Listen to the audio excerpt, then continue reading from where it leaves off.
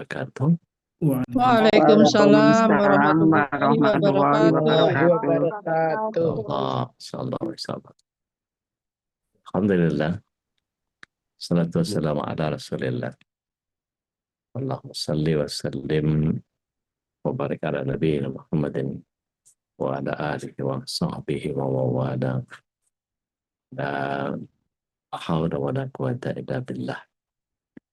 Amma ba'd. Bapak Ibu yang dibentuk Allah SWT, kita mensyukuri apapun yang Allah SWT hadirkan dalam kehidupan kita.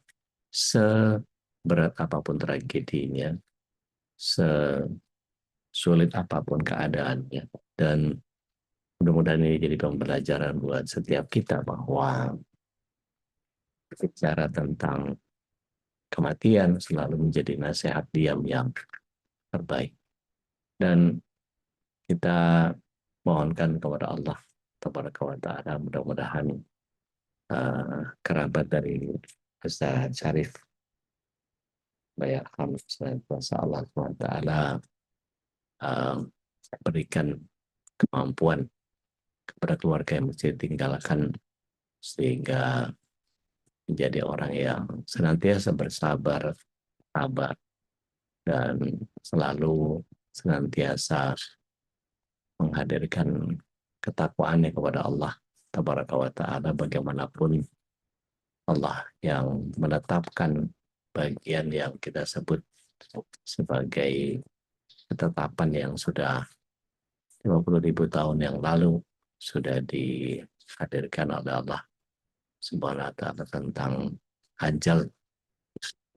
Pagi ini kita akan membahas ayat yang ke-38 dari surah Al-Baqarah, dan kita akan membahas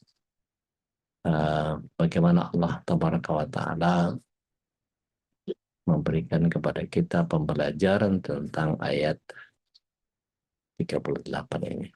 Insyaallah saya akan mencoba untuk memberikan penjelasan sesuai dengan apa yang Allah SWT berikan kepada para ulama. Yakni kita akan membahas tentang ayat yang ke-38. Kita dengarkan dulu apa yang dikatakan oleh Syekh Al-Husairi.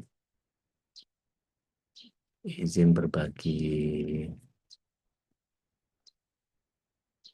soundnya dulu.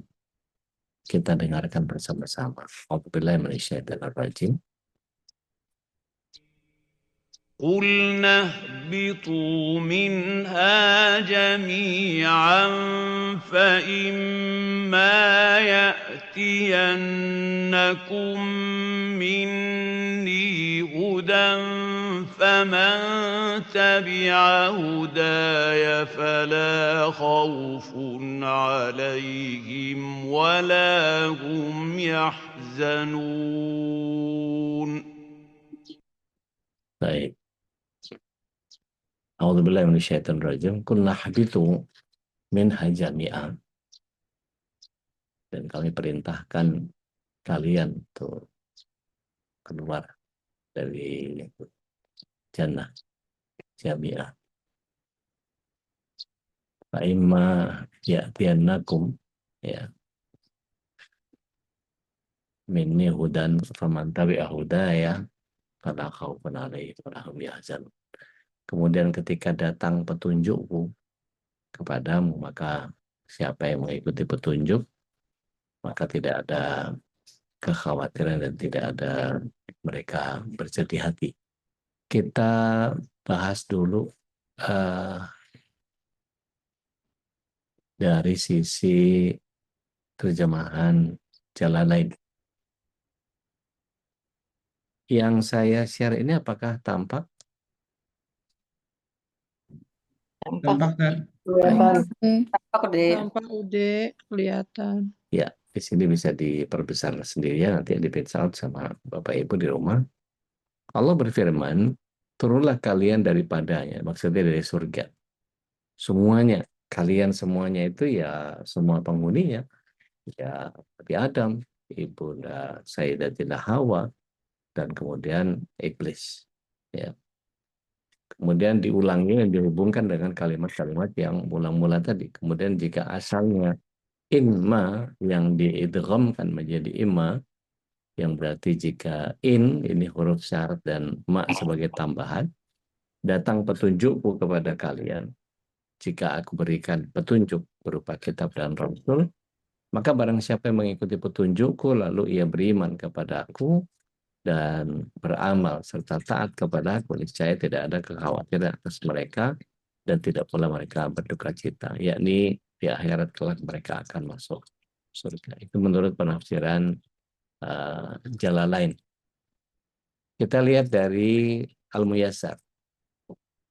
Salah satu yang saya akan ambil dari Syekh Muhammad Sulaiman Al-Askar. Izin saya sematkan Bapak Ibu yang ingin membacanya lebih rinci, silahkan buka di link yang saya berikan di chat box.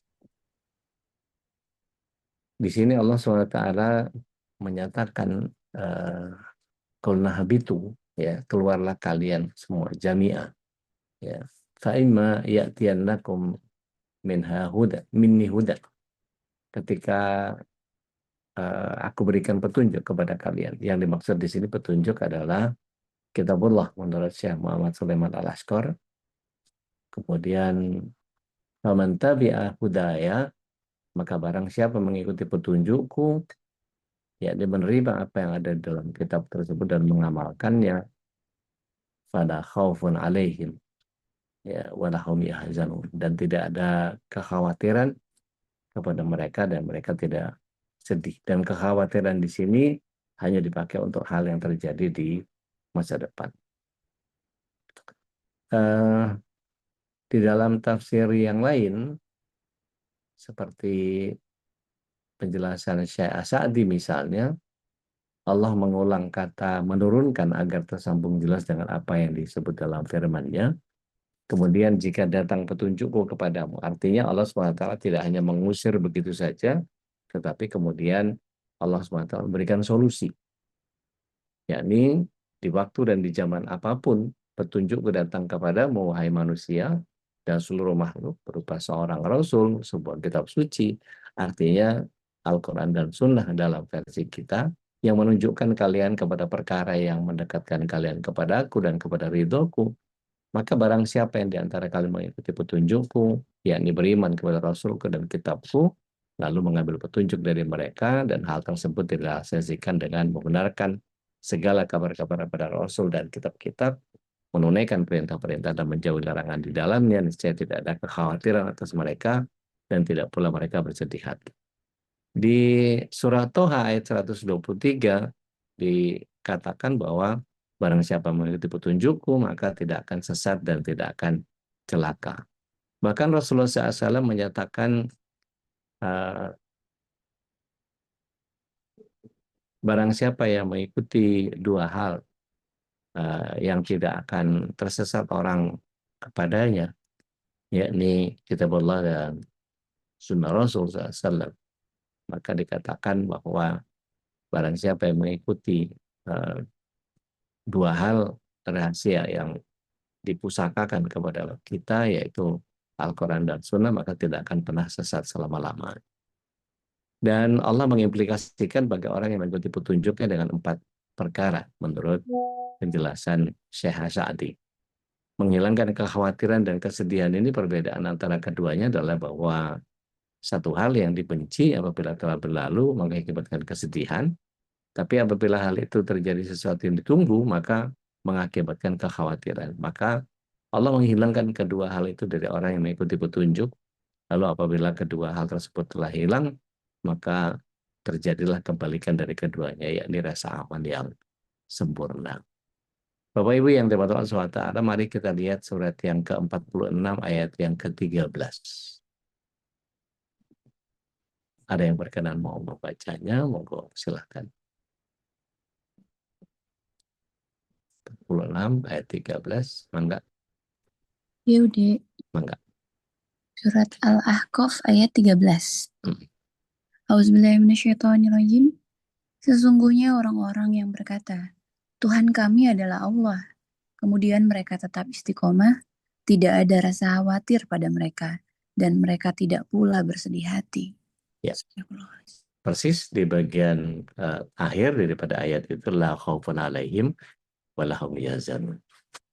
Maka di sini kita melihat bahwa apa yang Allah SWT berikan kepada kita, yakni akan menuntun kita kepada bagian yang kemudian tidak satu pun dari apa yang datang dari Allah Tabaraka wa Ta'ala dan Rasulnya SAW yang kemudian akan menyesatkan kita.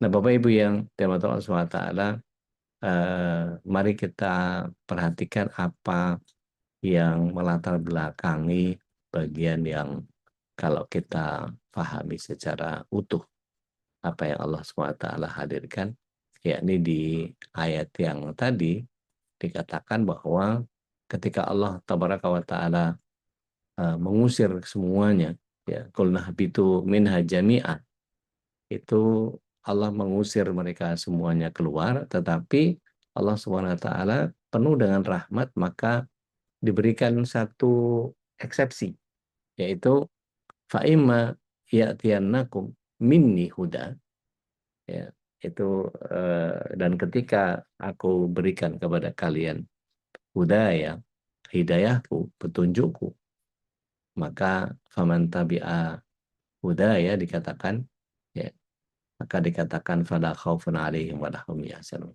Jadi ini satu persyaratan kepada bagian yang Allah SWT akan menjamin hidup kita tidak ada kekhawatiran. Biasanya begini,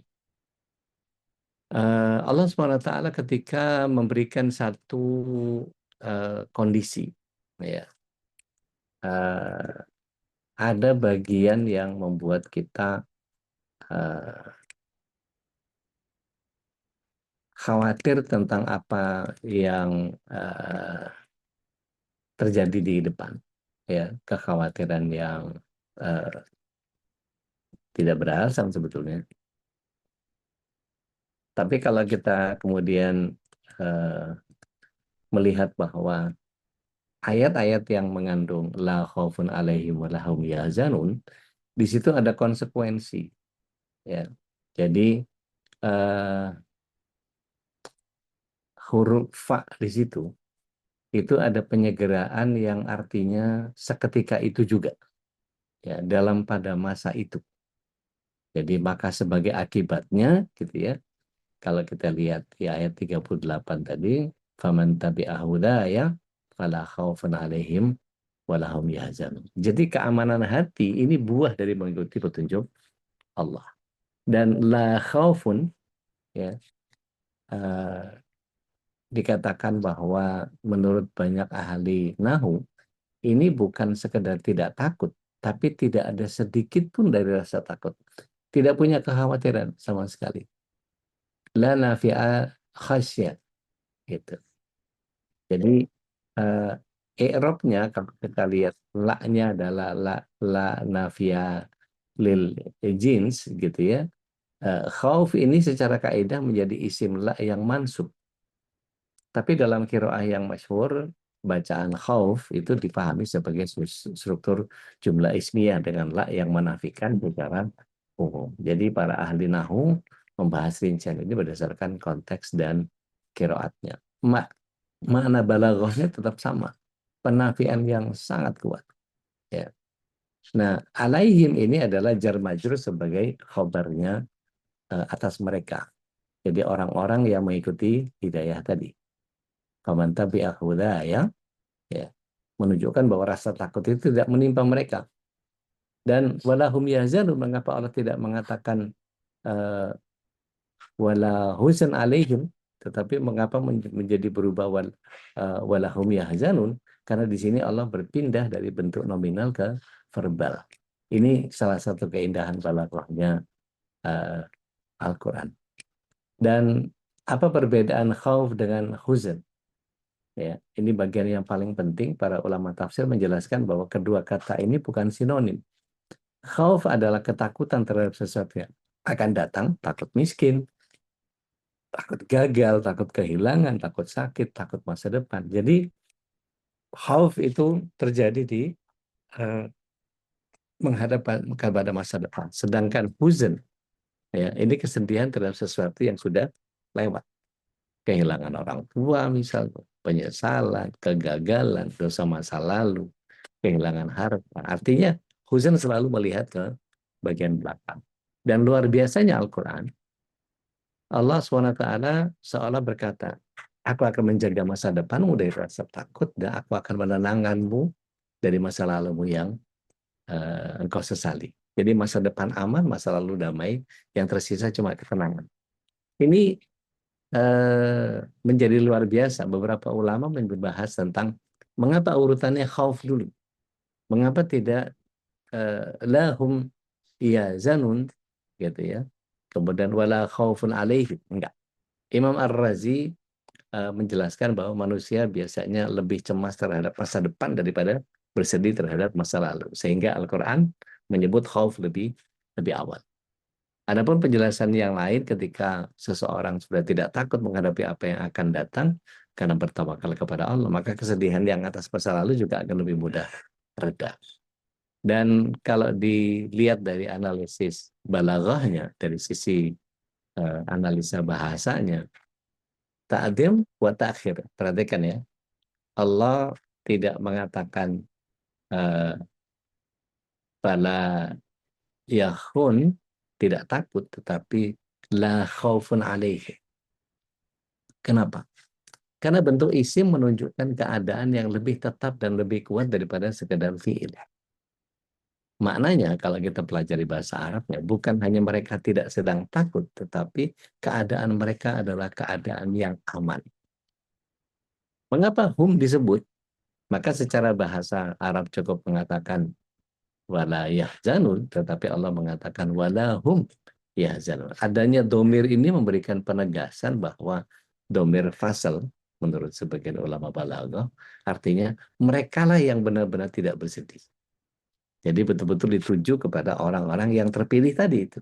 Siapa? Faman tabi'ah hudaya. Nah, kalau kita lihat jumlah ismiyah dengan jumlah fi'liyah, ini perhatikan keindahannya. Bagian pertama, la khaufun alaihim, ini jumlah ismiyah. Kemudian keamanan yang ditunjukkan itu keamanan yang menetap. Jadi nggak usah khawatir apa yang akan terjadi di kedepannya. Hum yahzanun. Ya, jumlah fi'liyah. Mengapa? Karena sedih biasanya muncul sesekali. Allah menafikan kemunculannya. Artinya lebih khawatir mana? Masa depan yang lebih dikhawatirkan. Kalau yang lewat kan, ya sudahlah, gitu kan. Nah, Imam At-Tabari menyampaikan bahwa mereka tidak takut terhadap apa yang mereka hadapi di akhirat, dan mereka tidak pula bersedih atas apa yang mereka tinggalkan dari urusan dunia. Sedangkan Ibnu Katsir menyatakan mereka tidak takut terhadap masa depan dan tidak bersedih atas apa yang mereka lewati. Ini bukan tentang seorang mukmin yang tidak pernah merasakan sedih atau takut di dunia, tapi para nabi sendiri pernah bersedih dan takut dalam batas fitrah. Maksud ayat ini bahwa Allah memberikan rasa aman dan ketenangan kepada hamba-hambanya, terutama terkait pada akibat akhir dari perjalanan mereka. Dan Ibnu Qayyim, beliau menjelaskan dalam pembahasan tentang kehidupan hati bahwa hati manusia selalu bergerak di antara dua hal, yaitu penyesalan terhadap masa lalu dan kecemasan terhadap masa depan. Dan Al-Quran datang membebaskan semua mukmin itu dari dua hal itu. Mari kita lihat kalau disederhanakan ya, antara khauf, kecemasan, anxiety kalau bahasa kita ya, terhadap masa depan, dengan huzn, sorrow, ya, kesedihan terhadap masa lalu. Allah SWT menawarkan satu terapi di Al-Quran ini. Iman menenangkan masa depan karena yakin kepada takdirnya Allah. Allah yang melihara. Sedangkan taubat dan ridho menenangkan masa lalu karena yakin pada ampunan dan hikmah Allah. Masih ingat betapa secompang-campingnya apapun amalan yang kita lakukan, tetapi karena kita husnuzon kepada apa yang Allah SWT hadirkan, maha sempurna rahmatnya Allah itu yang membuat kita kemudian menjadi tenang-tenang saja terhadap kesedihan masa lalu karena Allah pasti ngampunin kita. Jadi Bapak Ibu yang teman-teman Allah SWT, hampir seluruh kegelisahan manusia hanya berputar pada dua waktu. Apa yang ada di masa lalu, dia terus menyesali kesalahan, kehilangan, dan kegagalannya. Ia tidak pernah benar-benar hadir di hari ini karena pikirannya masih tertinggal di belakang. Banyak orang yang tidak bisa move on. Gitu. Tapi ada juga yang hidup dengan dalam masa depan. Dia cemas tentang rezekinya, tentang kesehatannya, tentang anak-anaknya, tentang pekerjaan, dan hal-hal yang belum terjadi. Nah, Al-Quran membawa kabar yang menenangkan. Fala khaufun alaihim walahum yahzanun. Tapi ini khasnya khusus kepada orang yang faman tabi'ah hudaya. Seorang mukmin tidak hidup sebagai tawanan masa lalu, tidak pula menjadi budak kecemasan masa depan. Dia belajar dari masa lalu dengan taubat, mempersiapkan masa depan dengan ikhtiar dan tawakal, lalu dia menjalani hari ini dengan hati yang tenang. Ini buah iman yang benar seperti itu. Karena orang yang bersama Allah tidak akan kehilangan masa lalunya dan tidak takut menghadapi masa depan. Yang dia punya adalah hati yang tentram, sebagaimana Allah SWT kita lihat di surah Ar-Ra'd ayat yang ke-8. Dan kita sering membahas ini. Ala bidzikrillah tatma'innul qulub. Baik, kurang lebih seperti itu penjelasan yang akan kita hadirkan pada kesempatan pagi hari ini. Monggo, silahkan kita berbagi rahmat pagi ini. Saya berikan kepada Ustaz Khalis terlebih dahulu. Tafadhol Mas Khalis. Baik, Masya Allah. Tabarakallah. Jazakallah khairan. Silakan jemaah yang ingin berbagi rahmat ya, bertanya ataupun mungkin sharing tentang pemahaman dari surat ini di ayat ke-37 ya. Dan kalau kita buka memang 38, Ustaz. 38, alhamdulillah. Kita sudah dimudahkan ya dengan sekarang ini kemajuan teknologi, sudah banyak tafsir-tafsir yang sudah diterjemahkan dan kita bisa mengaksesnya dengan mudah. Dari tafsir Kemendak misalkan juga di Android, di handphone bisa juga dibuka. Ada juga banyak kitab-kitab tafsir yang kalau kita buka kitabnya tentu tidak mungkin mampu ya, karena harus menguasai ilmu Arab, bahasa Arabnya juga, apalagi biasanya tebal-tebal gitu ya, berapa jilid biasanya itu yang harus punya kitab-kitab dari tafsir Ibnu Katsir, Al-Baghawi, As-Sa'di dan lain sebagainya. Dan alhamdulillah dengan adanya atanzil.net ini ya, Masya Allah kita dimudahkan untuk membuka, membacanya, bahkan bisa menyimak ya bacaan-bacaan indah dari para qori. Masya Allah ya, ini sebuah kenikmatan yang harus kita syukuri. Dan ini saatnya kita untuk berbagi. Silakan Mbak Anita ya. Assalamualaikum warahmatullahi wabarakatuh. Waalaikumsalam warahmatullahi wabarakatuh. Suara masih belum ini. Udah sehat, aduh, hilang udah. Alhamdulillah, alhamdulillah. Ini bau-bau gudeg nih. Bapak Gudak bisa. Ya Allah, udah mau nanya karena yang untuk kajian hari Jumat ini kan aku nggak ngikutin dari awal. Iya. Jadi kemarin memang kondisi nggak bisa bicara, batuk gatal, ini juga masih perih tenggorokannya. Alhamdulillah. Ambil dari mana itu? Amin, amin. Ambil dari mana? Udah carinya saya bingung ngikutinnya. Ini dapat dari mana? Bisa ngebahasnya dari mana gitu? Itu Oke. kurang paham. Ya. Baik. Yang pertama saya gunakan tanzil yang digunakan sama MKI atau digunakan sama Mas Nandar. Saya berikan linknya.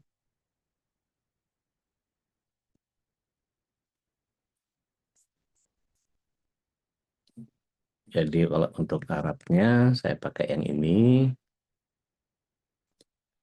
Kalau untuk penjelasannya saya gunakan tafsir web yang tadi sudah ya.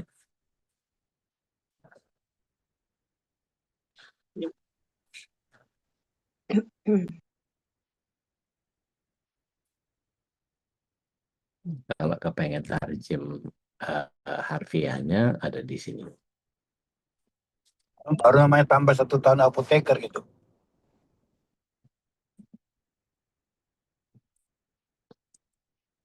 Gitu Manita. Tinggal dipelajari satu-satu. Baik, Bude. Barakallah. Assalamualaikum Baik, warahmatullahi barakallah. wabarakatuh. Salam warahmatullahi wabarakatuh. Yang lain monggo. Silakan yang lain. Dan kita ini lagi membahas tentang kisah Nabi Adam saja dan Nah, yang diusir. silakan Teh Nadia. Ya, Assalamualaikum warahmatullahi wabarakatuh. Waalaikumsalam warahmatullahi wabarakatuh. Udah, alafu tadi yang tadi masih agak samar nih yang tadi. Udah tadi muatahir Allah menunjukkan bentuk isim lebih dari rasa takut.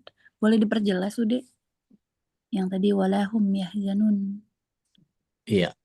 Jadi ketika Allah SWT menyebutkan walahum yahzanun itu, ada bagian di mana tobat dan ridho itu menenangkan masa lalu karena yakin pada ampunan dan hikmahnya Allah. Karena tadi saya katakan bahwa secompang-campingnya ibadah kita, tidak ada jaminan bahwa tahajud kita yang luar biasa, duha kita yang luar biasa, tilawah kita yang luar biasa, sedekah kita yang dahsyat, itu tidak ada jaminan bahwa Allah pasti terima. Tetapi yang membuat kita menjadi tenang itu adalah bagian di mana Allah dengan maha kesempurnaan rahmatnya, insya Allah akan menghadirkan pengabulan dosa atau penambahan rahmat dan penerimaan dari apa yang Allah SWT lihat dari apa yang datang dari kita, seburuk apapun itu. Jadi kalau iman itu menenangkan masa depan karena yakin kepada takdirnya Allah, kalau taubat dan ridho itu menenangkan masa lalu karena yakin pada ampunan dan hikmahnya Allah. Itu lebih ke psikologi Qur'ani ya sih. Karena anxiety dan sorrow itu bagian yang kita hadapi di kehidupan kita. Masa depan dan masa lalu itu kan selalu dipenuhi dengan dua itu. Khawatir apa yang terjadi ke depan. Dan penyesalannya. Betul. Seperti itu, Teh. Intinya anxiety ini bisa dihapus dengan keyakinan bahwa rahmat Allah itu selalu ada gitu ya Ude. Ya, karena khauf itu tidak perlu dikhawatirkan karena mereka tidak takut terhadap masa depan selama mengikuti apa yang datang dari Allah. Maka kondisinya tadi, faman tabi'a hudaya. Faman tabi'a hudaya. Jadi barang siapa yang mengikuti dengan baik apa yang datang dari Allah SWT dan Rasulnya SAW tentu, maka ada kondisi fala khaufun alaihim wala hum yahzanun. Maka kalau kita baca dari frase yang kedua, fa imma ya'tiyannakum minni huda, faman tabi'a hudaya, nah, maka itu ditegaskan lagi sama Allah SWT. Seperti itu. Maka dari barakallah. Selain petunjuk dalam kitab misalnya, yang memang jelas ada wujudnya, kita bisa membacanya, walaupun tidak semua kita bisa memahaminya secara utuh ya. Apakah kemudian petunjuk itu bisa juga bagi Rasulullah tentu langsung bisa Allah sampaikan lewat Jibril ya. Kemudian mungkin kalau para sahabat ada yang apa istilahnya langsung juga bisa memberikan langsung kabar kepada Umar bin Khattab, termasuk yang disebutnya tahdis ya, karena beliau adalah orang yang langsung dapat firasat-firasat langsung dari Allah Subhanahu Wa Taala. Sedangkan kita ya yang di sini ini kira-kira petunjuk selain memang di Al-Quran yang kita bisa akses, walaupun kita tidak semuanya memahaminya, apakah ada petunjuk yang bisa langsung juga dalam diri kita sendiri? Penjelasan para ulama. Penjelasan para ulama tentang itu menyederhanakan pemahaman kita. Contoh begini, kita nggak pernah tahu bahwa sholat yang kita lakukan itu namanya sholat hajat. Kita nggak pernah tahu yang ini namanya sholat ini, sholat itu, sholat itu. Bagaimana orang bisa tahu sholat ini adalah sholat yang disebut dengan yang segala macam itu? Ternyata para ulama kita menyederhanakannya. Rasulullah SAW nggak pernah menyatakan ini sholat hajat itu begini, nggak pernah. Tapi ketika Rasulullah SAW menyatakan barang siapa mempunyai hajat, kemudian dia sholat 2 rakaat, maka Allah SWT akan mengabulkan hajatnya. Maka ulama kita menyederhanakan dengan itu namanya sholat hajat. Kan jadi simpel, jadi sederhana. Gitu. Misalnya sholat baina adanain. Nggak pernah Rasulullah SAW menyatakan. Tapi ulama yang menyederhanakan kemudian menjadi barang siapa yang menghendaki sholat di antara dua azan, menunggu qomat, kemudian setelah mendengar azan maka boleh dia mengerjakan bagi yang mau. Atau istilahnya Rasulullah SAW tidak pernah memberikan satu penjelasan gitu ya tentang kaifiah harus melakukan ini melakukan itu dan apa segala macam. Tapi para ulama menyederhanakan. Misalnya sholat mutlak itu yang seperti apa? Sholat mutlak itu sholat yang kita hadirkan ya mutlak aja, kita kepengen sholat aja, kita kepengen sholat lagi pengen sholat lagi pengen terus niatnya apa gitu kita gitu kan suka. Ya udah kita ambil wudhu kita sholatnya apa ya niat mutlak aja sholat mutlak.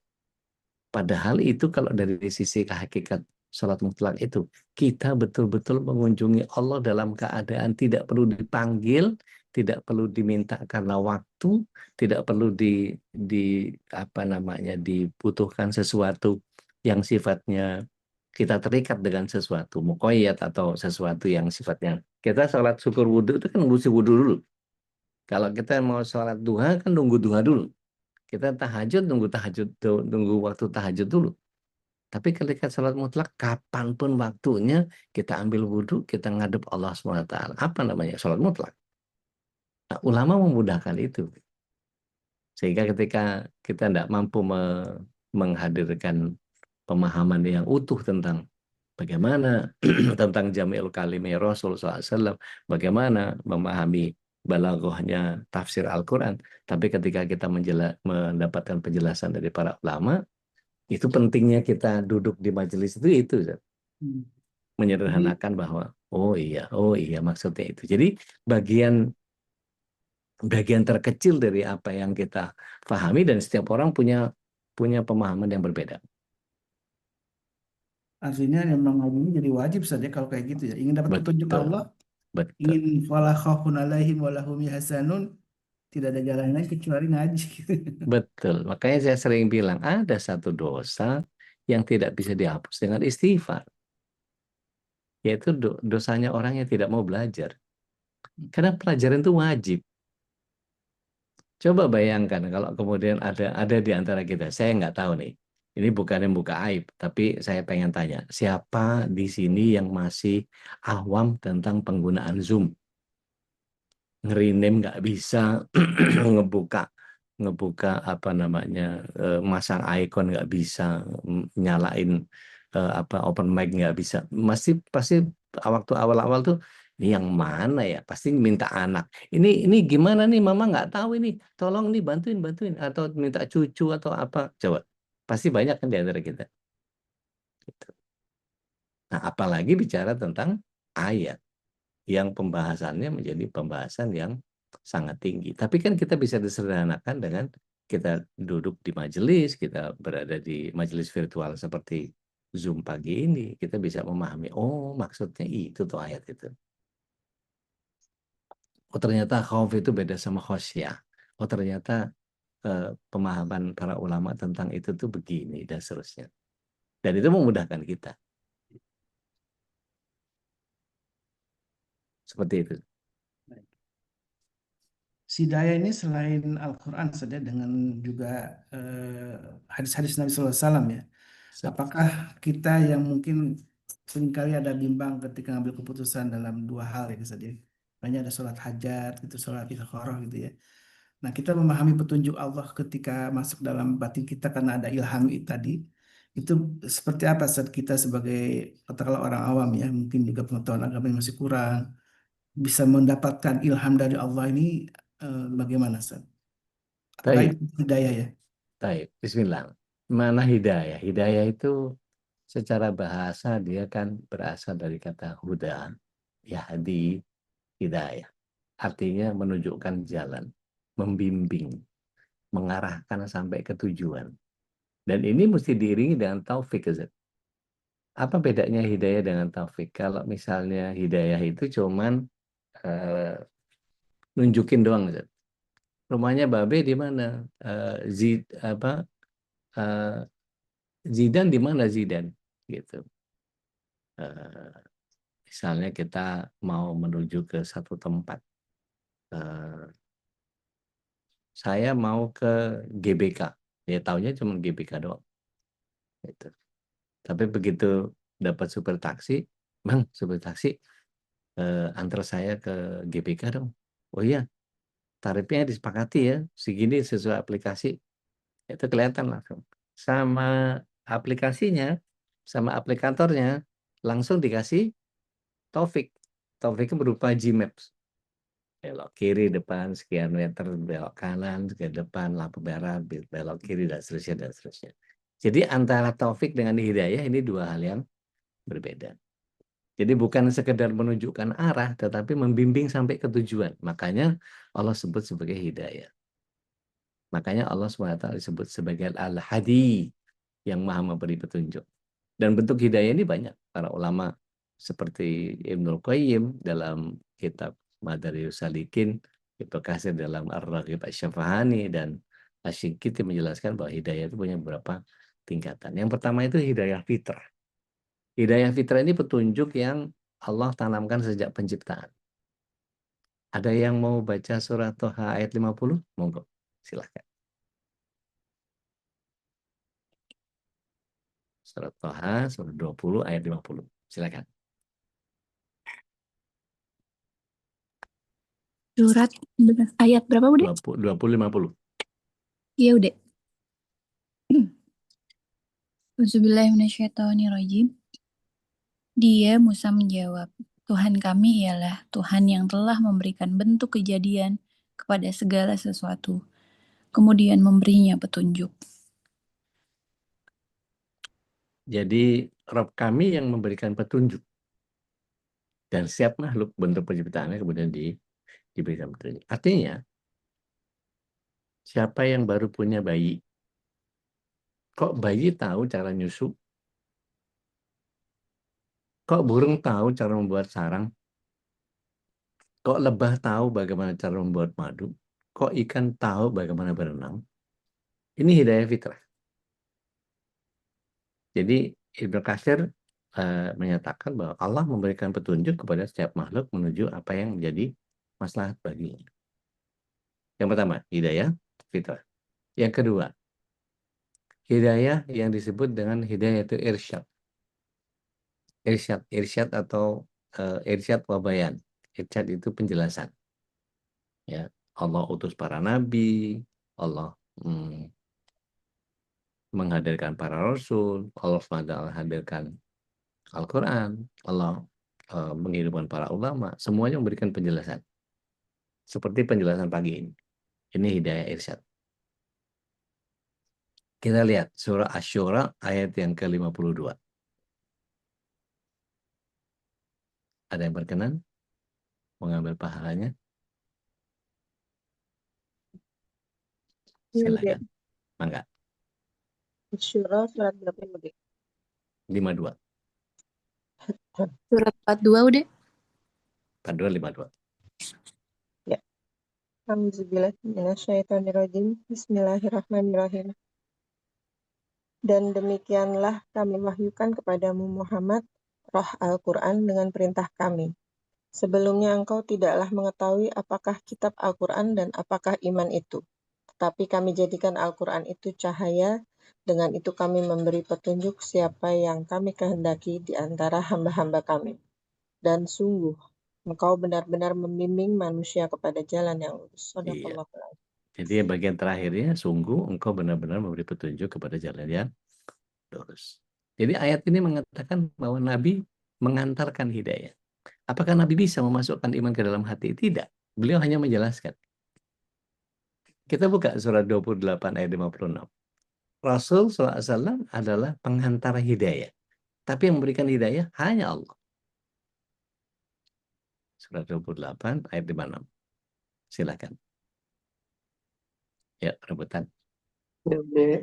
Maka, Marani. A'udzu billahi minasyaitonir rajim. Al-Qasas ya di ayat 56. Sungguh engkau Muhammad tidak dapat memberi petunjuk kepada orang yang engkau kasihi, Iya. tetapi Allah memberi petunjuk kepada orang yang Dia kehendaki, Nah, dan Dia lebih mengetahui orang-orang yang mau menerima petunjuk. jelas ya?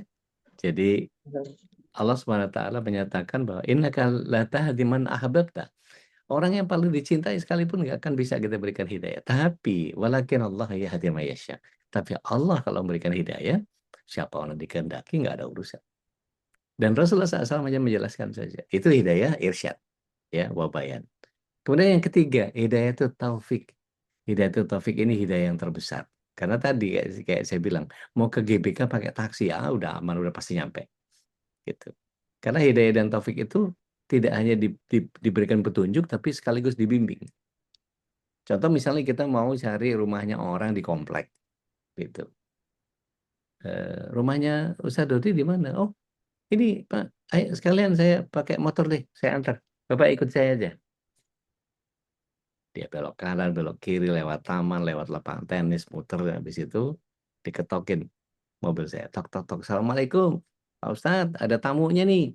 Sehingga si tamu kemudian tidak hanya ditunjukkan. Nanti depan aja belok kiri, terus kanan, nanti kalau ada masjid belok kanan, habis itu ada ketemu lapangan tenis, nanti belok kiri aja, puterin lapangan tenis, nanti ketemu. Masih nyari-nyari tuh. Tapi kalau hidayah itu taufik, itu langsung hidayah yang paling besar. Ya. Allah yang memberikan hidayah kepada siapa yang dikehendaki. Dan ayat ini turun mengenai Abu Thalib. Abu Thalib itu Rasulullah SAW sangat ingin pamannya beriman. Beliau sudah menjelaskan, beliau sudah ngajak, tapi yang membuka hati siapa? Allah. Jadi di sini letak perbedaan. Hidayahnya Nabi menunjukkan jalan, hidayahnya Allah membuat hati menerima jalan itu. Makanya Ibnu Taimiyah menyatakan bahwa hidayah itu ada dua, hidayah bayan, gitu ya, hidayah yang sifatnya penjelasan, dan hidayah yang sifatnya taufik. Nah, ada yang keempat, tapi ini hidayah ilham. Setelah seseorang menerima Islam, Allah masih terus memberikan hidayah. Jadi Allah tambahkan lagi, diberikan ilhamnya. Kita lihat surat 47 ayat 17, ada yang berkenan mau baca? Monggo, silakan.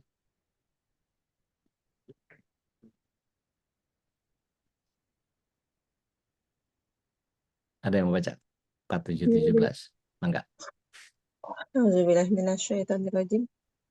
Bismillah. Dan orang-orang yang mendapat petunjuk Allah akan menambah petunjuk kepada mereka dan Nah, mengajari ketakwaan mereka. Masya Allah. Jadi orang yang memperoleh petunjuk, Allah tambahkan lagi petunjuk kepada mereka. Ini yang disebut dengan hidayah ilham. Untuk siapa? Untuk orang yang beriman. Jadi sudah dapat hidayah, masih ditambahin lagi. Kenapa? Karena hidayah bukan satu kali. Dia terus bertambah. Maka yang kita minta kepada Allah untuk tetap berada dalam hidayahnya Allah. Sama-sama yuk kita buka surat 3 ayat 8. Kita udah hafal semua itu. A'udzubillahi minasyaitonirrajim. Rabbana la tuzigh qulubana ba'da idh hadaitana wa hab lana min ladunka rahmah innaka antal wahhab. Ini ayat dibaca sebelum ruku sholat maghrib yang ketiga. Sebelum ruku yang ketiga, ini ada sunnah membaca ayat ini. Jadi kita mesti bersyukur kepada Allah karena Allah terus memberikan hidayah tambahan kepada kita. Nah, hidayah yang terakhir, hidayah menuju kepada surga. Ini hidayah yang terakhir. Dalam surah Al-A'raf, ayat yang ke-43, kalau kita buka, ya, Allah SWT menjadikan Alhamdulillah hilladzi hadana lihada. Segala puji bagi Allah yang telah memberikan kami petunjuk hingga memperoleh ini. Itu bicara tentang surga. Dan penduduk surga berkata begitu tuh benar-benar sampai ke surga. Artinya ketika alhamdulillahilladzi hadana lihada, gitu ya, sampai seseorang berhasil masuk surga, itu mengapa kita minta sama Allah ihdinas siratal mustaqim tiap hari 17 kali. Jadi ketika Imam Ibnul Qayyim menjelaskan bahwa setiap orang mukmin yang butuh hidayah kepada setiap tahap kehidupannya bukan hanya agar mengenal Islam, tapi dia tidak akan mengetahui kebenaran, tidak akan mencintai kebenaran, tidak akan mampu mengamalkan kebenaran, tidak akan bisa istiqomah di atasnya, tidak akan wafat di atasnya, kecuali dengan hidayah. Maka meminta ihdinas siratal mustaqim itu bagian yang kemudian membuat orang menjadi sempurna. Kenapa banyak orang yang mendengar dakwah tapi tidak berubah? Karena ada ada taufik yang tidak diberikan oleh Allah SWT. Dapat irsyad, dapat. Hidayah atau irsyad, penjelasan dijelasin. Ikut pengajian. Ibaratnya gini, setiap orang yang ada di kelas, apakah semua ranking 1? Kan enggak. Kita aja di 63 orang yang tergabung pagi ini, ada yang paham, ada yang nggak paham. Ada yang nyatet, ada yang cuek. Ada yang sambil nggak tahu ngapain tuh. Gitu. Ada yang sambil sarapan, ada yang macam-macam. Maka ketika dia tidak terlalu, bahkan ada yang nggak ikut, gitu. Ada yang sinyalnya nge-lag dan seterusnya. Jadi ibarat seseorang yang sudah diberikan peta, sudah dijelaskan jalannya, bahkan sudah melihat tujuan, tapi belum mau melangkah. Iya, ntar aja. Dan yang membuat seseorang mampu melangkah adalah taufik dari Allah. Karena itu para salaf sangat takut kehilangan hidayah. Mereka tidak pernah merasa cukup hanya karena sudah berilmu. Maka kalau sudah dalam kitab Madarijus Salikin ya, Ibnu Qayyim menjelaskan bahwa hidayah yang diminta dalam Al-Fatihah itu ada 4. Mengetahui kebenaran, mencintai kebenaran, mampu mengamalkan kebenaran, dan tetap istiqomah dalam kebenaran sampai akhir hayatnya. Banyak orang yang berhenti pada tahap pertama. Dia tahu mana yang benar, tapi belum tentu mencintai. Ada yang mencintai kebenaran tapi belum mampu mengamalkan. Ada yang mengamalkannya tapi masih butuh keteguhan agar tidak tergelincir. Maka kita butuh betul pada hidayah. Jadi bukan sekedar menemukan jalan. Hidayah ini adalah karunia Allah yang mengantarkan seseorang sampai tujuan. Maka jangan pernah merasa cukup hanya dengan tahu dalil. Ilmu tentang taufik itu bisa membuat seseorang mengetahui kebenaran tapi tidak mengikutinya. Bapak Ibu tahu ada seorang orientalis bernama Wilbert Cantrell yang menemukan bahwa Islam itu agama yang paling unik. Tapi Allah SWT tidak berikan hidayah kepada. Karena dia menemukan data yang begitu otentik.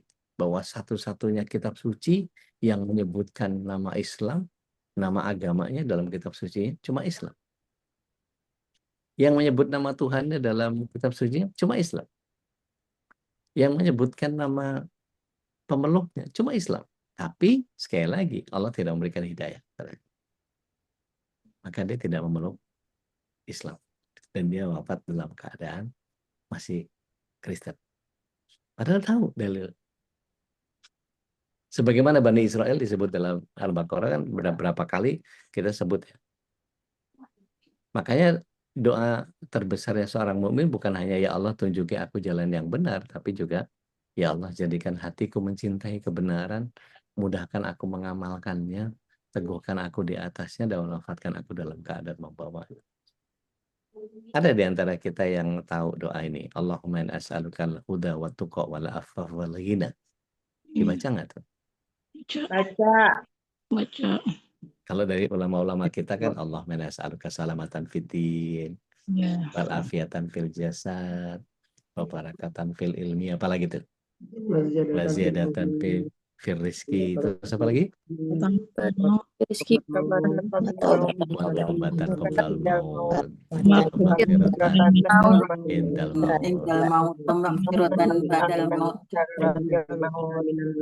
Ya, Masya Allah, Masya Allah, Masya Allah. Kalau ada yang mau sharing itu boleh. Karena itu dari para ulama, bukan dari Rasul SAW. Dan itu boleh dibaca. Selama tidak meyakini itu datang dari Rasulullah SAW. Nggak apa-apa. Jadi hakikat hidayah yang sempurna itu ilmunya benar, hatinya nerima, amalnya nyata, istiqomah. Sampai ketemu sama Allah. Karena itu perjumpaan yang paling luar biasa. Begitu kurang lebih. Masya Allah, tabarakallah. Mudah-mudahan ini jadi hidayah saja. Ya Rob, ya Allah Rob. tadi ada hidayah dari mulai hidayah fitrah, hidayah irsyad tadi ya. Ada hidayah taufik tadi, kemudian juga ada Tidak ilham. hidayah duta ilham dan tadi terakhir dan hidayah siratal mustaqim tadi ya. Kalau di surat An-Nisa disebutkan tadi ya, orang disebutkan orang yang mendapatkan nikmat karena kan lanjutan siratal ladzina an'amta alaihim Ya, tafsirkan dalam Al-Qur'an di surat lain surat An-Nisa di ayat 69. Itu adalah nikmatnya para nabi, orang soleh gitu ya. Wasyuhada dan disebutkan itu beberapa kriteria orang yang diberi nikmat oleh Allah itu ya. adalah mereka yang disebutkan Nabiyin, Siddiqin, Syuhada, yakin Wasolihin. syuhada wassalihin gitu ya. Bukan Pak Solihin loh ya. Kalau Pak Solihin kan mirip saya. Allah. Setidaknya minimal kita solehin saja karena kalau nabiin tidak mungkin, syuhada juga berat, asidiqin nomor. Iya, Jadi urutannya nabi kita orang soleh minimal kita digabungkan dengan gitu ya. orang soleh. Antum masih masuk, karena belum masuk kayaknya. Karena berusaha itu masih tertati-tati dan terseok-seok gitu Zat, menuju ke situ Zat. Baik, masya Allah, jemaah yang dimuliakan Allah, mudah-mudahan ini jadi pemicu ya apa namanya pendorong Ya, penyemangat untuk kita untuk meraih hidayah dari Allah Subhanahu Wa Taala ya, salah satunya dengan ya, tadi ya. ngaji itu adalah salah satu upaya kita ikhtiar kita untuk mendapatkan hidayah Allah. Sahih. Karena ada hidayah yang sudah Allah siapkan yaitu Al-Quran dan hadis dan tidak mungkin kita bisa membaca memahaminya secara utuh kecuali kita dibimbing saja. Kita membacanya bisa gitu kan ya. Tentu kita harus ada penjelasan dari Nabi dan para ulama Nah, yang nah, mempermudah kita untuk memahami. itu pun harus milih Zat. Itu pun harus milih. Jadi ketika misalnya ada muatan-muatan misalnya, saya lebih cenderung memilih kepada Ibnu Abbas, gitu. Karena Ibnu Abbas legitimit kan, dia diminta sama Rasul SAW langsung ke Allah, gitu. Jadi Anda tidak menggunakan misalnya atau misalnya gitu, yang agak ke Syi'i gitu, atau penjelasan siapa lagi, penjelasan dari kawan-kawan di LDII misalnya, karena nggak pakai, gitu. Tedian, mangga Tedian. Assalamualaikum warahmatullahi wabarakatuh. Waalaikumsalam. Udah pertanyaannya simpel sih. Hidayah itu kan harus Untuk kajian dijemput. adalah kayak teleponnya. Iya, Ustadz Halis. Hidayah Tedian, itu kan lanjut. harus dijemput ya, udah. Berarti kita harus berusaha menjemput hidayah itu dulu, Betul. baru Allah akan memberi petunjuk gitu. Betul nggak Iya, itu udah? iya, betul. Tedian kalau nyari taksi gimana caranya dari rumah? Ya berusaha kalau umpama lewat aplikasi ya lewat aplikasi. Kalau nggak punya aplikasinya? Ya berusaha download. Kalau nggak ada sinyal? Berarti harus keluar komplek. Keluar komplek pasti dapat nggak? Ya kadang dapat kadang enggak tergantung Kalau dia mau pulang situasi. ke pool? Gitu kan? Iya. Gitu. Kalau lagi kita misalnya Tedian lagi di rumah saya, terus mau pesan taksi mau pulang, udah datang taksinya, loh Tedian pakai taksi ke sini? Iya. Ngapain? Barang saya aja, udah batalin taksi, jadi naik taksi nggak? Enggak jadi. Gitu tak hidayah itu. Iya. Kadang-kadang udah mau dapat enggak juga gitu. Kalian dapat aja. Kita lagi nggak butuh taksi, ada aja yang nawarin. Hidayah tuh gitu. Oh gitu ya. Ya Saya analogi saya gitu. Iya. Syukran udah. Apa? Beli Adi. Silahkan. Assalamualaikum Ude. Waalaikumsalam. Alhamdulillah senang lihat Ude semakin lebih sehat lagi. Alhamdulillah. Lebih segar. Alhamdulillah. Ada pertanyaan sedikit. Sholat subuh tadi di masjid. Ya, jadi alhamdulillah memang waktu itu saya ingat di pengajian yang kapan ada pertanyaan siapa yang masih ya alhamdulillah lah sudah lebih baik Ude. Terima kasih. Tadi pagi saya sholatnya itu di Masjid Muhammad.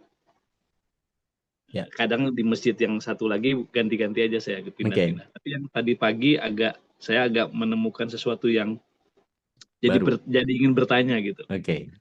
Apa itu? di rakaat kedua dia baca suratnya itu panjang banget. Lalu di tengah bacaan langsung ruku, langsung sujud, terus berdiri lagi, lanjut lagi baca. Rakaat pertama kali. Rakaat pertama ya, Iya, benar, rakaat pertama. Nah, yang jadi pertanyaan itu bacaannya apa? Baca suratnya begitu panjang, terus pada saat sujudnya itu apakah cukup dengan bacaan sujud biasa atau perlu ada tambahan apa, sebaiknya bagaimana? Itu penjelasannya mungkin saya masih agak bingung. Makasih, Ude. Baik. Bismillah. Rasulullah SAW itu setiap Jumat itu kadang-kadang ya, nggak selalu. Beliau baca Al-Ihsan sama As-Sajdah. Tapi biasanya As-Sajdah duluan. Nah, itu sujud tilawah. Nah, sujud tilawah itu boleh kita baca Subhana Rabbiyal A'la, boleh. Boleh baca Subhanaka Allahumma Rabbana wa bihamdika Allahumma firli, boleh. Boleh membaca yang lengkap sajadah wajhil ladzi khalaqahu wa syaqqa syam'ahu, yang panjang itu juga boleh gitu. Nah, artinya gini, kalau kita bisa memenuhi apa yang Rasulullah SAW lakukan, biasanya memang begitu. Jadi Rasulullah SAW itu kalau dari hadisnya Ibnu Umar, beliau membacakan kami satu surah yang di dalamnya ada ayat sajdah. Lalu beliau bersujud. Dan kami bersujud bersama beliau. Hingga salah seorang di antara kami tidak mendapatkan tempat untuk meletakkan dahinya. Artinya saking penuhnya. Jadi Rasulullah SAW sering melakukan sujud tilawah ini, dan beliau diikuti oleh para sahabat. Dan biasanya subuh Jumat itu memang menjadi kelaziman kalau beli adi ke Saudi gitu ya, entah di Haram Mekah maupun di Haram Nabawi, itu biasanya Jumat itu selalu biasanya As-Sajdah Al-Ihsan, biasanya yang dibaca itu. Gitu. Jadi memang Rasulullah SAW sering kali melakukan ayat sajdah itu. Dan beliau langsung tapi hanya sujud. Jumat ya, udah ya. Ada juga kadang-kadang kalau saya lagi di umroh itu Sabtu dibaca juga, tergantung imamnya. Tergantung Tapi imamnya ya. iya, tapi memang kalau di Jumat itu memang lazimnya Rasulullah SAW baca ayat sajdah di awal, kemudian baca Al-Ihsan di yang kedua. Ya. Makasih Ude. Dengan senang hati. Assalamualaikum. Waalaikumsalam warahmatullahi wabarakatuh. Silakan yang lain kalau ada. Bu Reni. Saya Ude. Monggo. Ya, ini tadi yang mengenai ayat yang hari ini, Dek. Ya. Itu kan dibilang bahwa maka barang siapa mengikuti petunjukku, tidak ada rasa takut pada mereka dan mereka tidak bersedih hati. Dan di sini takutnya maksudnya tadi yang disampaikan adalah takut atau cemas dengan masa depan atau masa yang akan datang ya. Artinya kalau kita timbul rasa seperti itu, berarti kita lagi nggak percaya kalau Allah itu akan menolong atau Allah itu ada gitu ya udah ya. Jadi lagi bergeser itu ya ketakwaan kita. Iya. Jadi kekhawatiran itu sebetulnya nggak harus muncul ketika kita tahu bahwa Allah yang akan mengatur urusan kita kan. Iya itu Dek, karena beberapa pekan kemarin tuh saya mungkin saya kayaknya ngalamin kayak begini udah yang ini surat ini. Saya tuh ada persoalan di keluarga besar. Jadi ada melibatkan keluarga besar semua, terus ada deadline-nya, terus kemudian, nah yang saya cemaskan, khawatirkan tuh justru bisa nggak ya gitu deh. Nah ini keluarga A, B, C itu dengan deadline itu nanti bisa selesai nggak ya gitu. Ada saya juga kan di situ, saya juga terlibat di situ. Nah itu saya sempat cemas, sempat deg-degan gitu, maksudnya ya Allah ini gimana gitu, bisa nggak ya, bisa nggak. Terus akhirnya kok lama-lama, aduh kok kenapa saya sempat keterlintas, saya kenapa mikirin kayak begitu, serahin aja sama Allah kan, Allah maha ini kalau kulisain kodir gitu kan. Nah terus enggak entah bagaimana tuh di apa namanya tuh, saya lupa dapat dari grup mana atau apa ya, terus saya pasang di status saya, ini bunyi gini deh, saya baca ya udah ya, lepaskan cemasmu tentang hari esok yang belum tentu kamu lalui. Terus Allah yang mencukupkan harimu yang lalu adalah Allah yang sama yang akan menjamin hari esokmu. Tugasmu hanyalah melangkah dan berusaha dengan baik biarkan Allah yang mengatur bagian yang tidak kamu jangkau. Terus di situ ada ayat ngutip ayatnya juga, itu surat At-Talaq ayat 3. A'udzubillahi minasyaitonirrajim. Wa may yatawakkal 'alallahi fahuwa hasbuh. Dan barang siapa yang bertawakal kepada Allah, niscaya Allah akan mencukupkan keperluannya.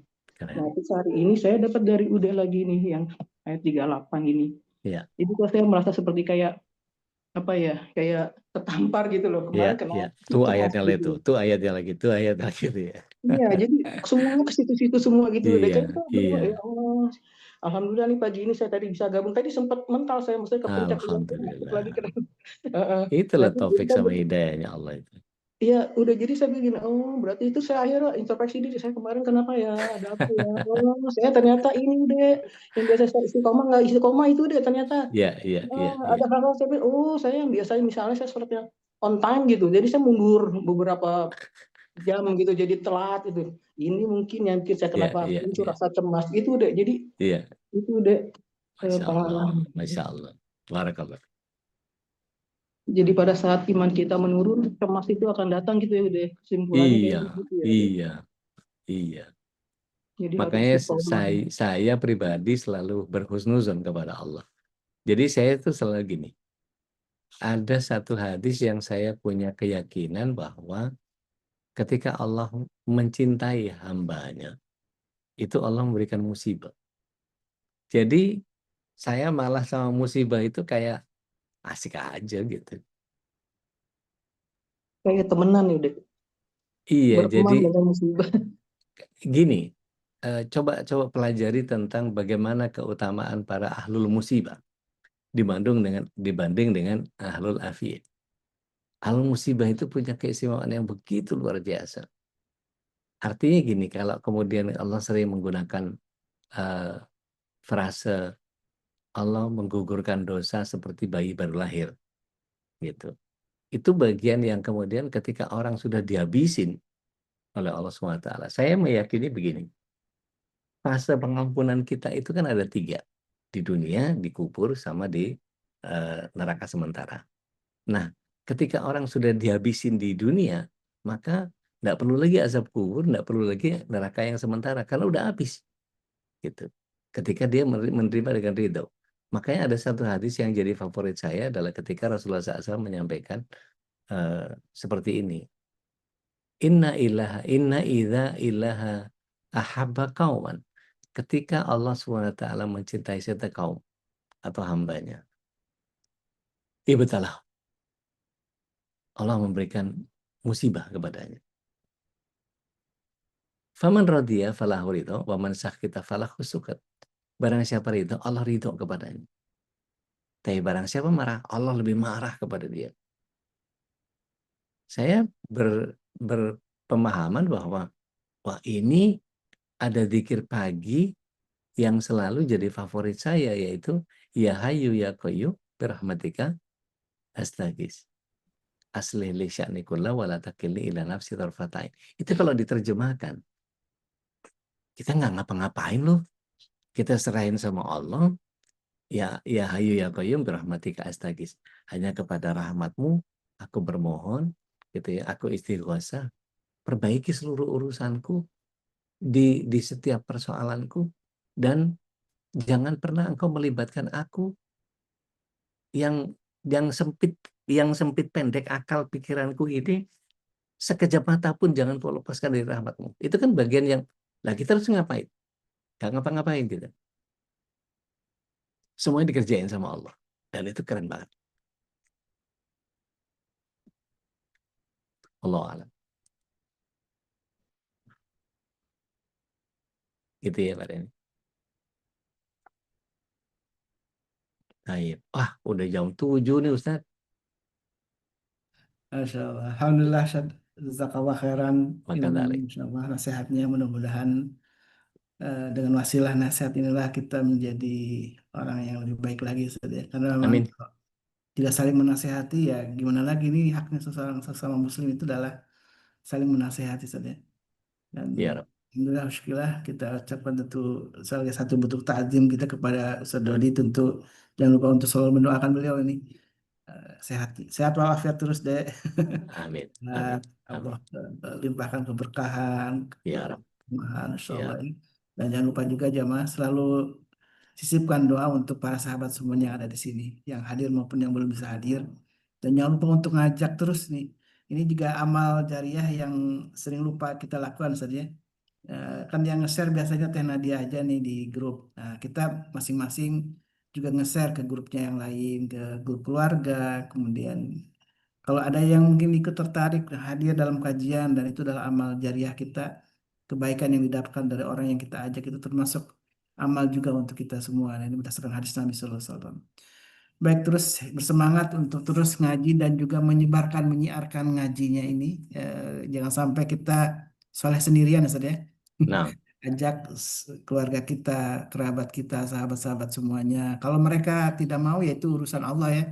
Karena kan tadi disebutkan Allah lah yang memberikan hidayah, bukan kita. Bahkan Rasulullah SAW pun tidak mampu memberikan hidayah gitu kepada pamannya. Baik, alhamdulillah, syukurlah. Sekali lagi jazakallah khairan. Mari kita tutup dengan doa kafatul majlis. Subhanakallahumma wa bihamdika.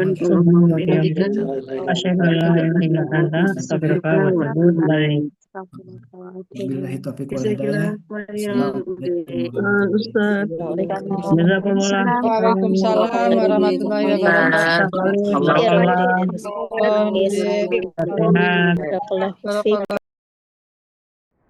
اللهم ارحمنا بالقرآن